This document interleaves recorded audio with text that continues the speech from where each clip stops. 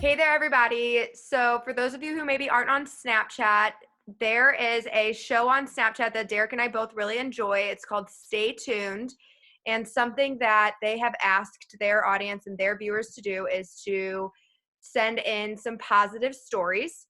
And when Derek and Katy and I started this channel, Baker Banter, the whole purpose of starting this was to both share Derek and himself with all of you, but also to help spread some positivity during this rough time that we're all going through together. So we wanted to tell you a positive story that's happened in our lives that we are going to share with Stay Tuned. So Derek, why don't you tell me about your friend Tony? And I know Tony for a very long time. He is one of my good friends. Tony and I were playing basketball together at Special Olympics.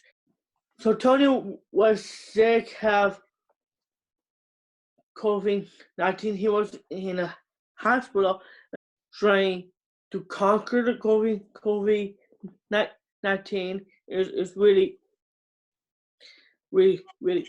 sad for Tony.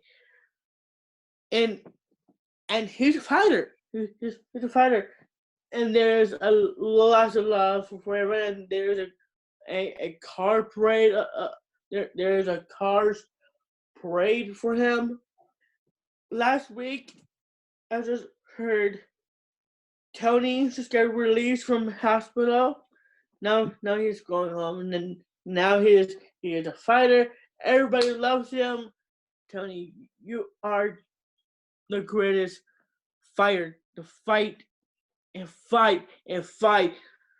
Crash and clawed rid of this COVID-19, and you did it. I'm really so proud of you, Tony.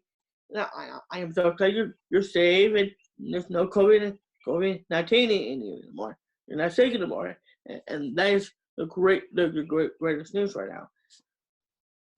I am so proud of Tony to fight. I'm really happy he's home. He's being safe. No more quarantine from Mr. Tony, and I'm glad he's home. I'm really glad he's safe now. All right. So to recap that for you, Derek has a friend, Tony. They have played Special Olympics sports together for a very long time. And we found out Tony had tested positive for COVID-19 and he was in the hospital on a ventilator and he was very, very sick. So when we first found out and we saw it on the news that his high school, Lindbergh High School, had hosted a car parade for him, which was awesome. And they live streamed it to Tony's hospital room to let him hear all of the people supporting him. And then Tony is a huge sports fan.